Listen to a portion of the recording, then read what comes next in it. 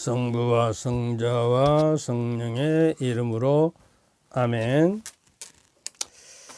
오늘 또 가을이 다 가버려고 이제 겨울이 성큼왔지만 시 한 편을 읽고 시작할까 해요. 여러분들 잘 아는 시거든요. 신 윤동주 시인의 내 인생의 가을이 오면이라는 시죠. 널리 알려진 시요. 내 인생이 가을이 오면 내가 나에게 물어볼 이야기들이 있습니다. 내 인생의 가을이 오면 나는 나에게 사람들을 사랑했느냐고 물을 것입니다. 그때 가벼운 마음으로 말할 수 있도록 나는 지금 많은 이들을 사랑해야겠습니다. 내 인생의 가을이 오면 나는 나에게 열심히 살았느냐고 물을 것입니다. 그때 자신 있게 말할 수 있도록 지금 맞이하고 있는 하루하루에 최선을 다해야겠습니다. 내 인생의 가을이 오면 나는 나에게 사람들에게 상처를 준 일이 있느냐고 물을 것입니다. 그때 얼른 대답하기 위해 지금 나는 사람들에게 상처를 주는 일과 행동을 하지 않아야겠습니다. 내 인생의 가을이 오면 나는 나에게 삶이 아름다웠느냐고 물을 것입니다. 그때 나는 기쁘게 대답하기 위해 지금 내 삶의 날들을 아름답게 가꿔야겠습니다. 내 인생의 가을이 오면 나는 나에게 이웃과 사회와 국가를 위해 무엇을 했느냐고 물을 것입니다. 그때 나는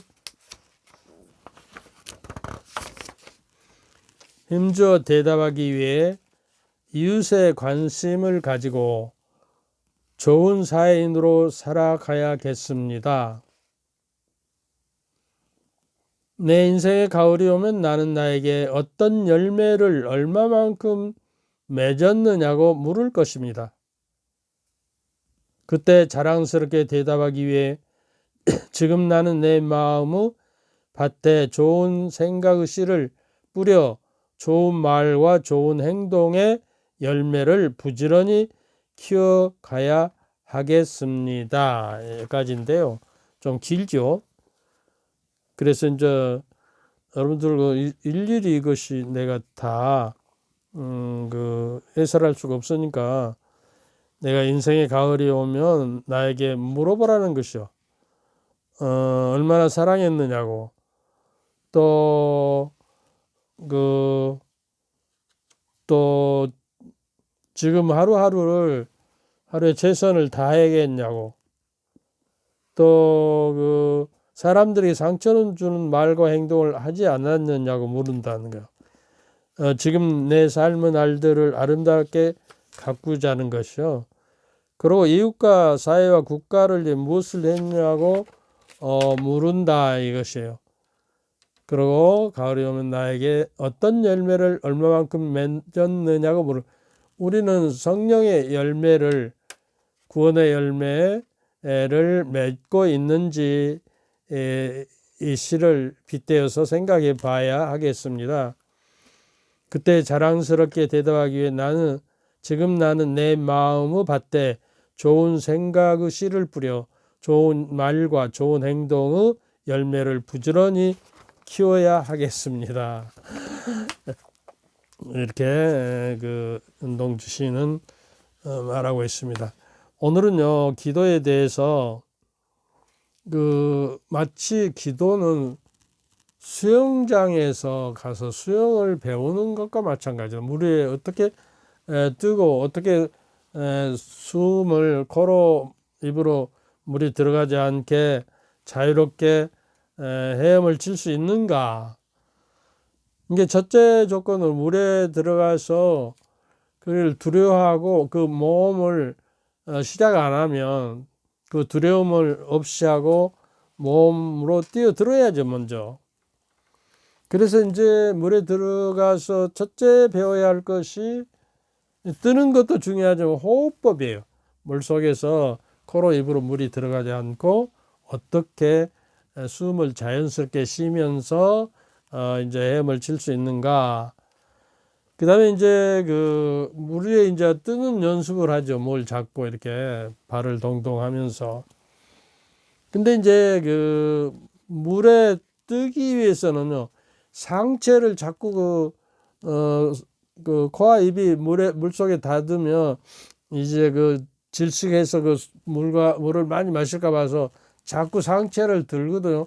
상체를 든다는 것은 몸에 힘이 들어간다는 것이기 때문에 절대로 뜨지 않고 오히려 가라앉아 버립니다.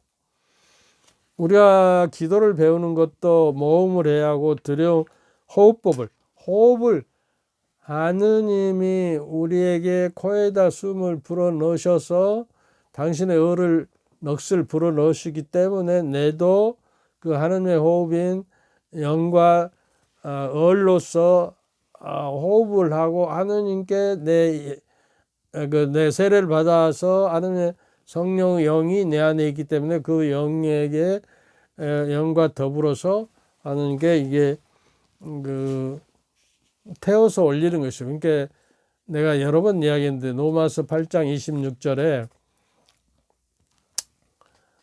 우리가 어떤 방식으로 기도할지 모르는 저희들을 위해서 성령께서는 몸소 말로 다 할 수 없이 탄식하시면서 우리를 대신해서 하는 게 강구해 주신다. 그래서 이제 어떤 수도자는 기도라는 것은 성령의 기도와 숨결에 내 기도와 숨결을 호흡을 태워서 하느님께 올려 보내는 것이다는 것이에요. 우리가 이제 그 물리적인 호흡을 하죠. 처음에 어린애가 이제 어머니 뱃속에서는 탯줄을 통해서 뭐 호흡을 하고 살아가잖아요. 음식 여러 가지 영양소를 받고 그다음에 이제 어머니 뱃속에서 나오면 이제 숨이 트여야 해요. 이제 물리적인 인간으로 살아갈 호흡이 트여야 하는데 거꾸로 자꾸 막 때린가 그래요. 그러면 앙 하고 이제 울죠. 그러면서 이제 호흡을 하게 되고 이제 애들은 어려서부터 이렇게 그 복식 호흡을 한답니다. 커가면서요 복식호흡을 잊어버리고 흉식 호흡을 하기 때문에 사람은 복식 호흡을 해야 깊은 그 숨결을 가지고 내 생각에 장수한 것 같아요. 이게 복식호흡을 하면서 그러니까 음악가들은 복식호흡을 하거든요. 그래서 이렇게 장수하지 않나 생각이 들어요. 그래서 이제 숨을 들어 마시고 내쉬고 그러면 이제 숨이 트인다고 그러거든요. 근데 이제 그때 가서야 물에다가 내 몸을 온전히 내어 맡기고 해야 하는 것이에요. 그러니까 기도도 온전히 하느님께 위탁하고 내어 맡겨서 내 청을 드림과 더불어 하느님의 말씀을 들어야 하는 것이거든요. 그런데 우리는 끊임없이 기도는 그냥 말을 계속 하느님께 청하는 말을 해야 한다고 하는데 사실은 침묵 속에 가라앉아서 내 존재 저 시면에 계시는 삼위일체 하느님의 모습을 닮은 인간에게 삼위일체 하느님이 계시거든요. 그리고 성령이 계시기 때문에 세례를 받으며 그래서 그 성령의 능력과 힘으로 성령을 통해서 하느님께 기도하는 단계에 이르러야 한다 하는 것이에요. 에페소서 6장 18절에 보면 에페소서 6장 18절입니다. 여러분은 늘 성령 안에서 온갖 기도와 간구를 올려 간청하십시오. 성령 안에서 온갖 기도와 간구를 간청하라는 거예요. 그렇게 할 수 있도록 인내를 다하고 모든 성도를 위하여 간구하며 깨어 있으십시오. 이렇게 하거든요. 그러니까 성령을 통해서 기도해야 기도가 유효해요.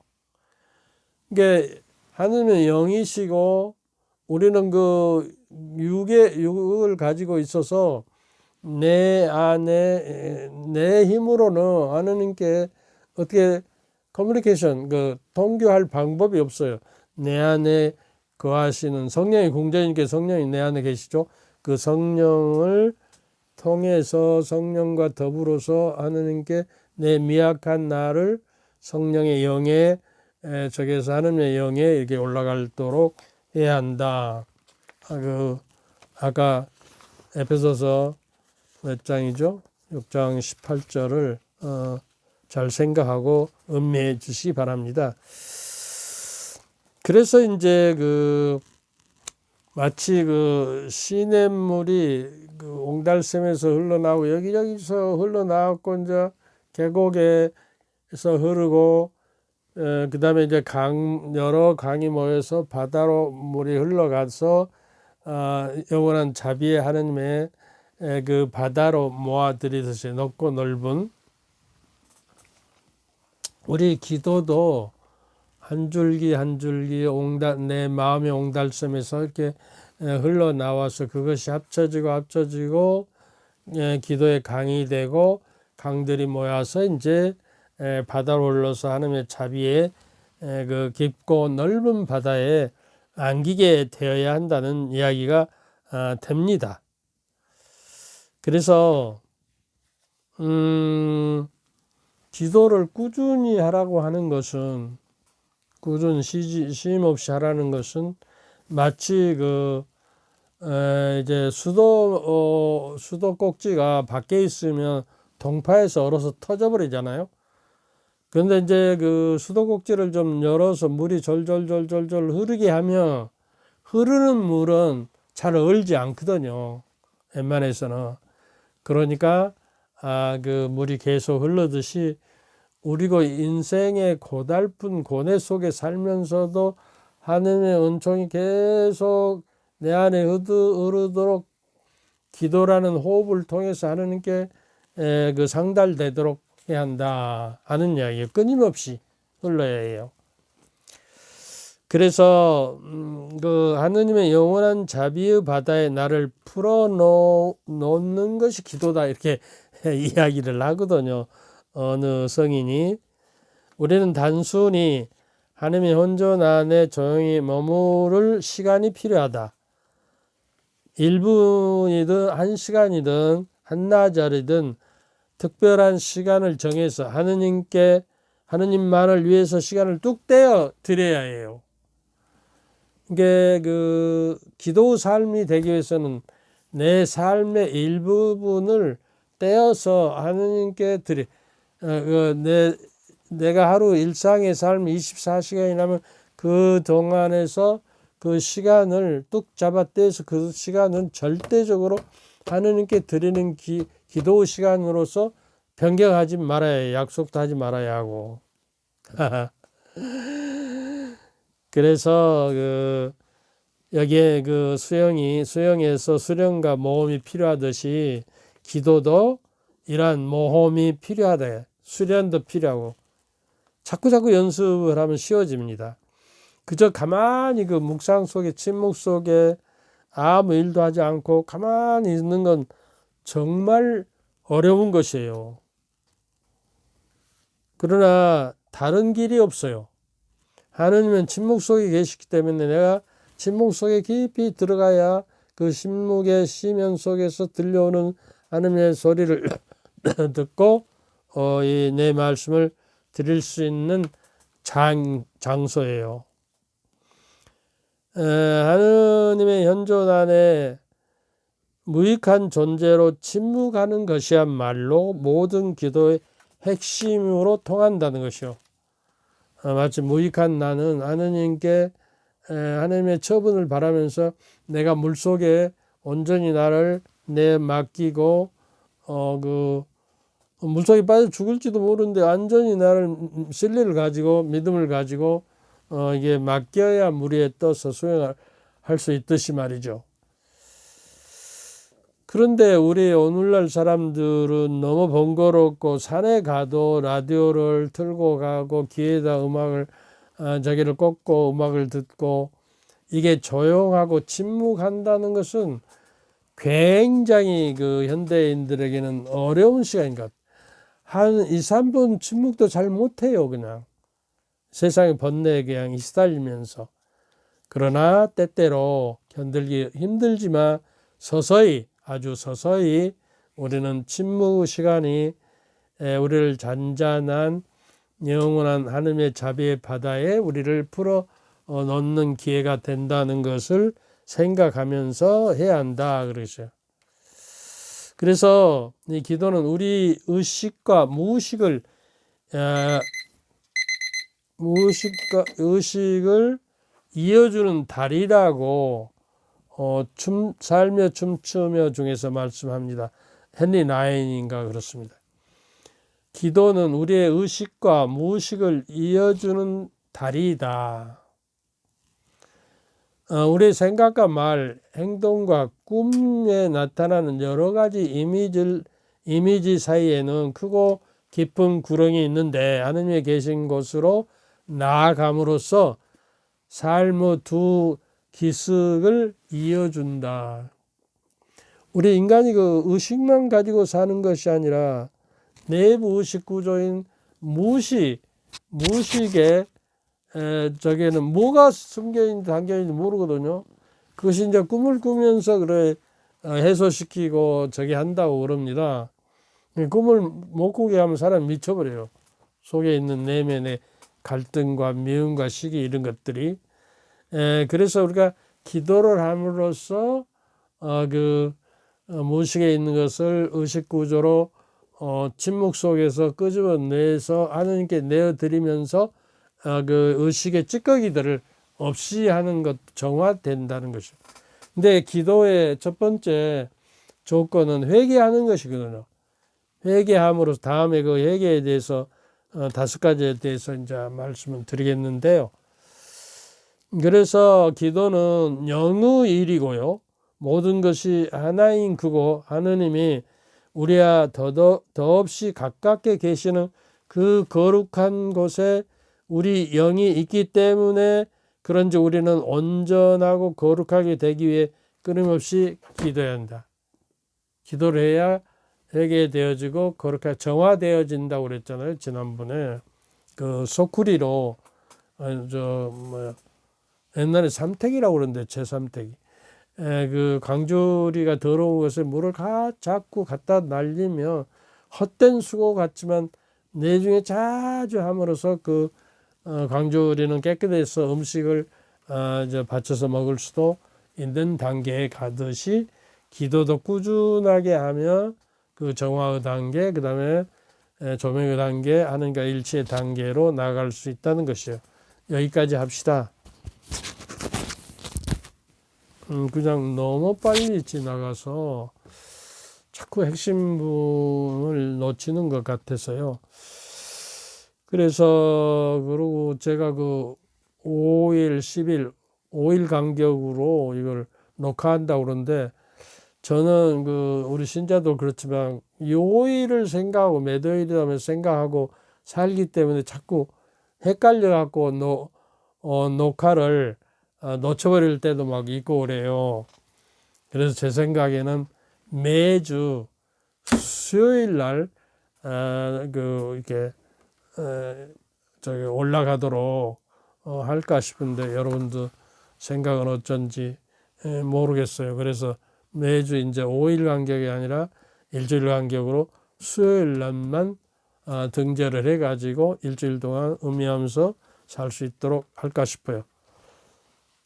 주님께서 저희와 함께 또한 사제들의 영과 함께 전능하신 전주 성부와 성자와 성령의 이름으로 여러분에게 강복하오니 여러분 가족과 모두에게 축복을 내리시어 길이 머물게 하소서.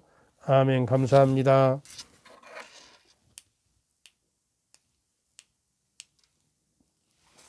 이게 안 돼.